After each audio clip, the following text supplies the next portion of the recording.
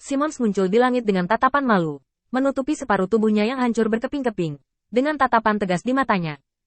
Jika Anda memberitahu saya siapa itu, saya harus mengulitinya hidup-hidup. Simmons merasakan sesak di hatinya. Setelah kejutan datang dari saluran asap hitam, dia segera bergegas ke sini, mencoba mengendalikan sumber masalahnya. Asap hitam adalah bagian terpenting dari rencana mereka untuk menyerang Olympus. Jadi Simmons menganggap ini sangat serius. Apa yang salah? Simmons merasakan sesak di hatinya. Jelas, dia telah memeriksa bola-balik di terowongan asap hitam puluhan kali, dan tidak menemukan apapun yang tidak biasa. Tetapi tepat sebelumnya, dia tertegun, berpikir bahwa ketika dia berpikir terlalu banyak, cahaya yang menyilaukan melintas, dan saat berikutnya, dia sudah terbang keluar. Tubuhnya telah meledak menjadi merah darah. Meskipun tubuh dapat dipulihkan, pintu masuk ke asap hitam tidak dapat lagi dipulihkan. Seiring waktu berlalu, asap hitam dengan cepat memudar dengan kecepatan yang terlihat dengan mata telanjang. Itu hanya asap hitam dari pintu masuk teleportasi, menutupi seluruh bidang bintang. Itu sudah batasnya. Sekarang tidak ada dukungan, konsumsi besar-besaran ini akan langsung mengkonsumsi asap hitam. Simmons tiba-tiba melihat ke langit, dan Dukan Erik datang dengan agresif. Saya pikir itu adalah keberadaan yang sangat kuat, tetapi ternyata semut seperti itu. Dukan Erik mencibir, tetapi hatinya tegang. Orang yang ingin menyerang Olympus sebenarnya hanya orang dengan kekuatan yang mirip dengannya. Dengan kekuatan sekecil itu, mencoba mengalahkan Olympus sama saja dengan mimpi. Mulut Simmons berkedut. Hanya kamu. Masih terlalu dini bagimu untuk membunuhku. Dukan Erik dengan cepat menyapu sekeliling. Dan setelah menemukan tidak ada yang aneh, dia tiba-tiba melancarkan serangan. Cahaya dingin muncul di tangannya. Dan cahaya suci keluar, mengunci Dukan Erik dengan kuat. Pada saat yang sama, Dukan Erik tiba-tiba mengangkat tangannya yang lain, dan kemudian melambaikannya ke bawah. Awalnya, sedikit percikan cahaya muncul. Dan saat pedang besar itu mengayun, di tengah api, pedang tajam itu akhirnya mengungkapkan kebenarannya. Wajah. Pedang Tuan Suci. Dentang. Ada raungan, dan tanah ditaburi debu oleh angin. Gempa bumi. Menurut akal sehat, jika pedang ini jatuh, orang selain 12 dewa utama akan kehilangan lapisan kulit bahkan jika mereka tidak mati. Knight of the Temple of Zeus, di mana karakter sederhananya? Taktik Dukan Erik sangat ganas, dan dia memiliki momentum membuka dan menutup, yang unik di antara para ksatria. Setelah satu gerakan, jantung Dukan Erik melonjak dan dia langsung melayang ke samping. Saat berikutnya, cahaya dingin yang tak terhitung jumlahnya lewat, dan kecepatannya begitu cepat sehingga bahkan Dukan Erik tidak bisa melihat apa itu. Dukan Erik mengabaikan apa itu, dan berbalik menyerang Simmons.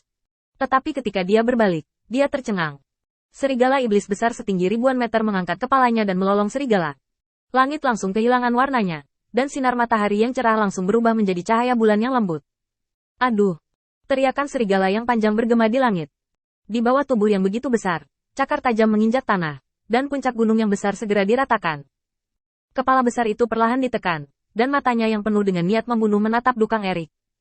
Para pelayan perak tampak sangat mempesona di bawah sinar bulan. Kaki depan yang kuat sedikit bengkok, boom.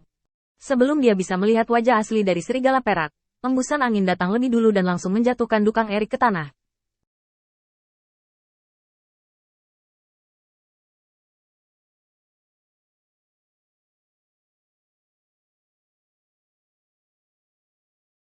Di tanah, cahaya bulan yang dingin mengembun. Saat berikutnya, kecemerlangan yang tak terhitung jumlahnya menyapu tanah, dan tanah tiba-tiba menjadi sangat keras. Di antara cakar yang tajam dan tanah yang sangat keras, tubuh mungil Dukan Erik berjuang untuk menopangnya. Meskipun armor di tubuhnya telah menahan sebagian besar tekanan, kekuatan serigala perak yang diubah Simmons juga luar biasa. Hanya menambahkan sedikit kekuatan, ada suara berderit dari armor Dukan Erik, dan armor itu berubah bentuk di tempat yang rentan itu. Hal-hal sialan.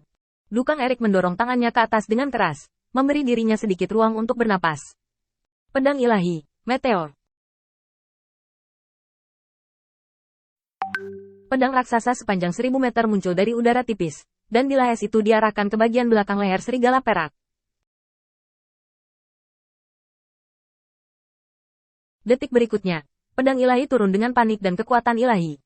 Meskipun kecepatan bilahnya tidak cepat, sebelum bilah mencapainya, tekanan tak berujung menghantam. Dalam pengertian Simmons, segala sesuatu tampak menjadi titik.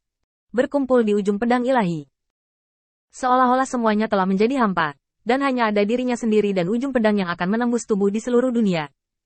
Simmons tidak ragu-ragu, dan di bawah bimbingan intuisinya, dia mengangkat kepalanya dengan tajam, dan lolongan serigala menggulung gelombang suara. Pohon-pohon yang dihancurkan oleh Simmons langsung hanyut ke segala arah. Pada saat gangguan terhadap pedang ilahi inilah Dukang Erik mengambil kesempatan dan mendorongnya dengan keras. Detik berikutnya, cakar tajam dari serigala perak menghantam tanah, dan dengan raungan, ombak beriak dengan udara.